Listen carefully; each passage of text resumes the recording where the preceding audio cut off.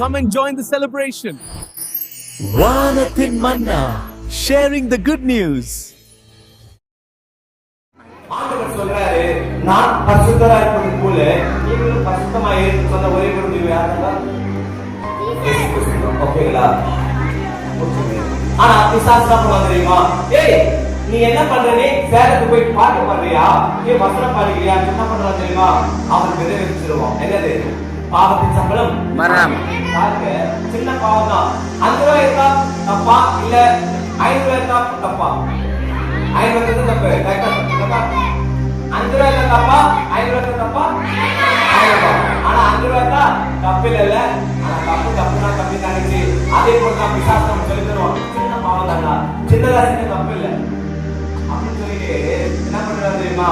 நல்லது வச்சிருவோம். தம்பி தங்கச்சி எத்தனையோ பெண் பிள்ளைகள் காணாம போயிருக்காங்க தெரியுமா?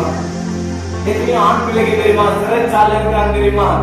கீழ்ப்படியாம போனதுனால, அப்பா அம்மாவோட வார்த்தைக்கு செவி கொடுக்க போனதுனால எத்தனையோ பிள்ளைகள் தன் தகப்பனின் தாயை விட்டு சிறைச்சாலையிலும் பிச்சைத்திருக்காங்க தெரியுமா?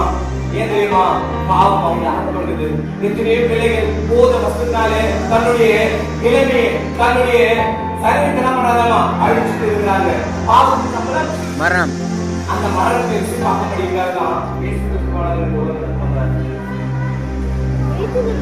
தம்பி தங்கச்சி கடைசியா முடிக்க போற நல்லா காது கொடுத்து கேளுங்க.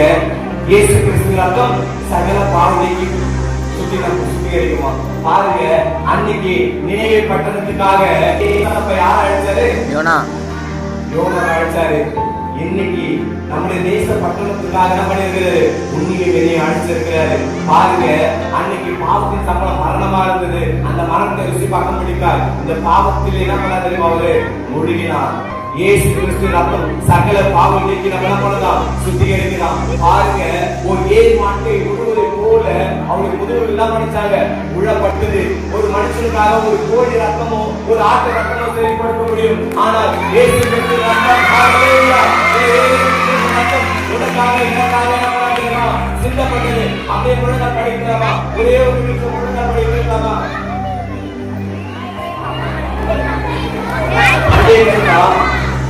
அப்படியே முட்டி போட்டுடலாமா? தம்பி தங்கச்சி இருக்கிற இடத்துல அப்படியே நேர் முட்டி போட்டுடலாமா?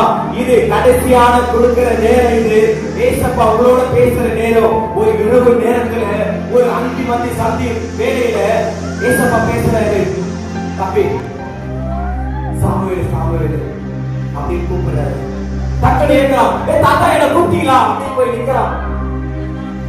யாருக்கும் தெரியல ஏசப்பா தான் கூப்பிட்டாரு சொல்லிட்டு அந்த சின்ன பையனுக்கு. பாருங்க, அந்த ஏழு தாத்தா சொல்றாரு, ஏய் தம்பி இன்னொரு டைம் ஏசப்பா சொன்னா என்ன பண்றே சொல்லு மடியன்னு கேட்கிறேன்னு சொன்னாரு. அவன் அன்னைக்கு முட்டி போட்டு கேட்டதுனால ஒரு ராஜரிகத்தையே உருவாக்க முடியாது. அவனை எதிர்மா அவர் பெரிய சந்ததியாக உருவாக்கினாரு. இன்னைக்கு அதே சந்ததியாக உங்களை உருவாக்க போற தம்பி தங்கச்சி. அப்படியே கண்ண முடியலாமா? நம்மளுக்கு கொடுக்கப்பட்டிருக்கிற ஒரே ஒரு வாழ்க்கை தான். ஏசப்பா கேளுங்க, ஏசப்பா இந்த வாழ்க்கையை கையில ஒப்புக்கொடுக்கிறாங்க. என்னை மறைத்து நீங்க என்ன பண்ணுங்க? வெளிப்படுங்க. கேளுங்க, ஒரு வாழ்க்கை பயனுள்ளதாய் மாற்றக்கூடியதும் பயனற்றதாய் மாற்றக்கூடியதும் உங்க கையில இருக்கு தம்பி தங்கச்சி. தம்பி ஒரே ஒரு வாழ்க்கை தான். ஆண்டவருடைய ஆசீர்வதிக்கவே உங்களை அழைத்து வந்திருக்கிறாரு.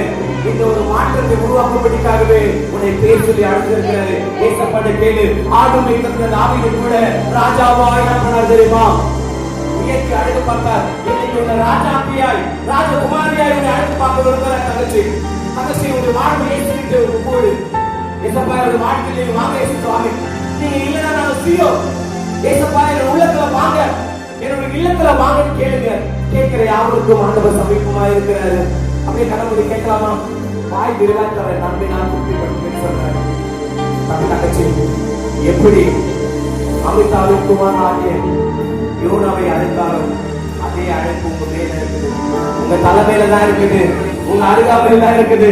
அதை பயனுள்ளதாய் மாற்றக்கூடியது உங்க கையில தான் இருக்குது. அதனால ஏசப்பா அன்னைக்கு யோனாவை அழைத்தது போலாகிறது. என்னை அழைக்காண்டவர் அப்பா.